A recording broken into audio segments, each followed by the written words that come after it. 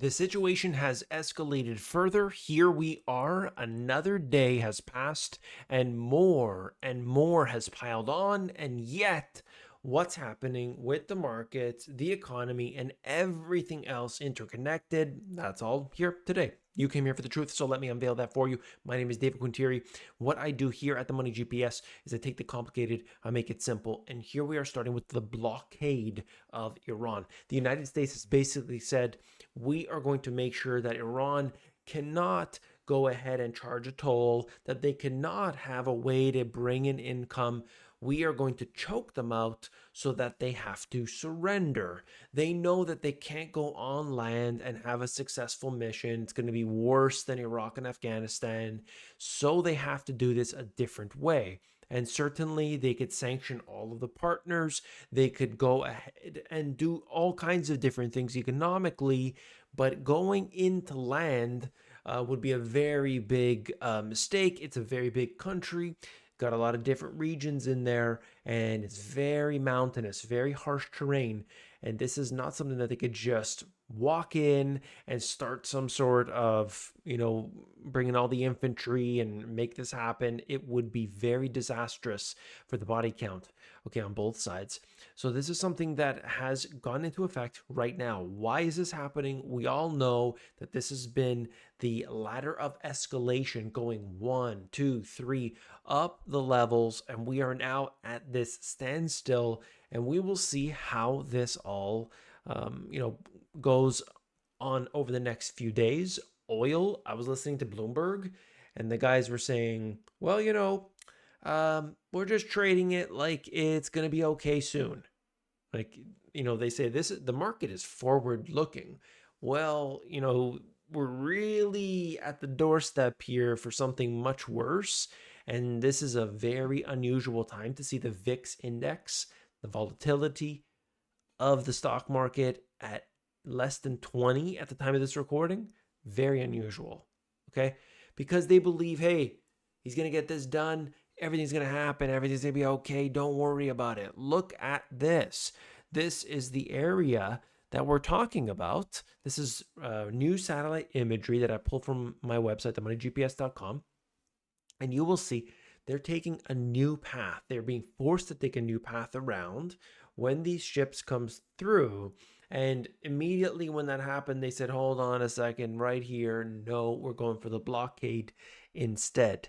I'm going to get actual data that will show live action on this, because while the satellite images that I'm able to pull up are very new, it's not like Google Maps. This is actually very new satellite imagery. I want to be able to see the ships directly, and there are other websites that do that, but I need to make my website more comprehensive. And so what we can see here is that they're taking a new path. Why? Because it brings the ships into Iranian territory versus Omanian territory. And that is a very different thing.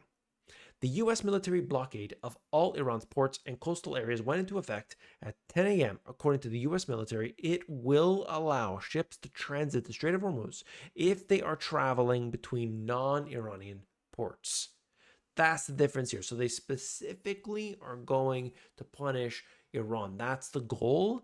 And at the same time, we're not really sure if anything's in the water. Are there any disruptions? Are there going to be activities where they start to blow things up? We don't know. And that's going to come here in the next hours and days. Iran's armed forces accused the U.S. of piracy and said that the country's ports are either for everyone or for no one.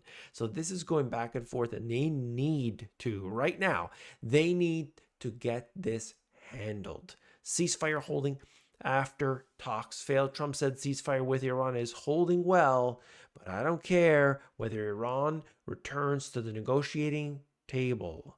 This is important because we can see things get real messy. Now, both sides were, basically accusing, they were throwing this and that, and things were happening, but it's hard to know because there's an basically internet shutdown in a lot of these different places, including, countries that will say, we have everyone's free to do anything they want, but if they record a video, well, you're in big trouble. So we got to watch out. Now, when it comes to the actual prices of oil, you can see $97 a barrel at the time of, the market close.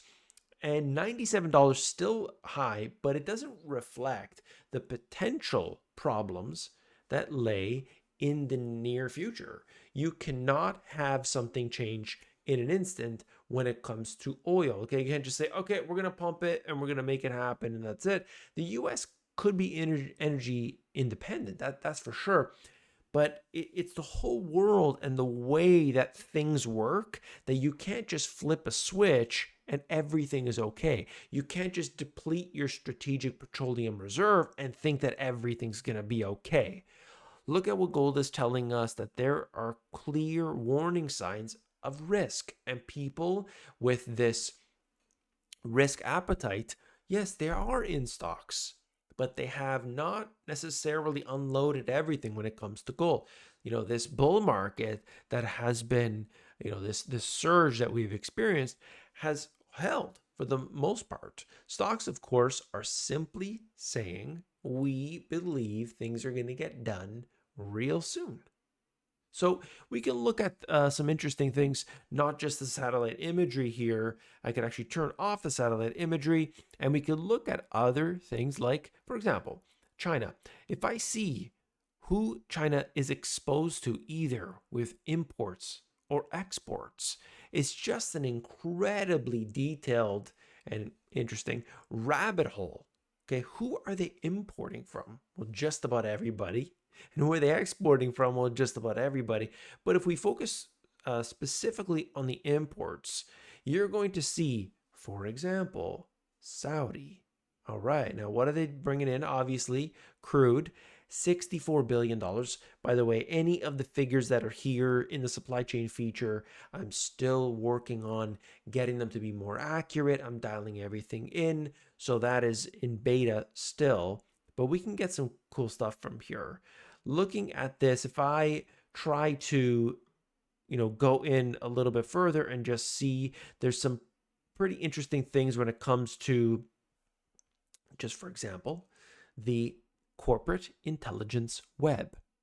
So these are companies, as you see here, when we can see that, for example, Tesla buys from CATL, LFP battery cells. Tesla sources LFP cells from CATL for Model 3Y standard range, and you can see the quantity, $6.8 billion a year. Now, again, not verified, but that's just to give you an idea. And I can click on Tesla, and this is sample data, but you will see all of that right here. There, the simple charts and everything. I can expand that. I could look at insider trades that are happening, which will be filled in soon. It's working on my, not on my production, but on my development, and you will be able to see that. Why do we want to see this? What does that have to do with anything? Well, now we know if there's an event that happens and suddenly we get a cluster of insider sells, that is a huge telltale sign that something is going on. You have the country level. It comes down to the products, the components of that. We get the subcomponents, like if it's a car, we have batteries in the car, we have whatever, the materials, the steel, and so on, those. And then there's companies all along the way within that. And those companies are then exposed to other companies that are in a different country. And now we can see, number one, the connections between those two. What about the geopolitical risk? That's one of the things that the app will tell you, and you can see it won't load up here, but if I can show you on the next video, you will actually see the risk associated, and I have it labeled, and it will tell you all that information. And I will show you in future videos, as new information comes out. But then you could see, what are those insiders at these companies doing? That to me is massive. And right now, very well, that's a lot of things that are changing right now on the inside when it comes to, everything that's going on between Iran, US and the rest of the world, there are, many have talked about this new world order that's being developed. Big things are happening. I'm going to bring you as much as I can. Let's keep our eyes on the Strait of Hormuz, but don't forget, by the way, do not forget that we can look at these other areas too, because, like, for example, this, if I pull it up quickly, if I pull the satellite up, I can bring this and we go to Bab al Mandab, and you will see this as being another one of those choke points. Don't forget about it, because this is Yemen and the Houthis are in this area, and anything that wants to pass through, they can make that basically effectively stop. Why do we care about that? Because everything that's going to Europe from the Strait of Hormuz, they can pass through the Strait of Hormuz. They still have to pass through the Red Sea, and there are two choke points. This is one of them. This is the most recent satellite imagery that we can get from there. Looks pretty quiet. Okay, there's just a little bit of clouds in there, but I want to bring you some more details in the coming days. Please, if you haven't already, hit that thumbs up button. That supports me. I do want to thank you for watching this video. I've got more detail coming. Check out the next video. I'll see you then. Take care.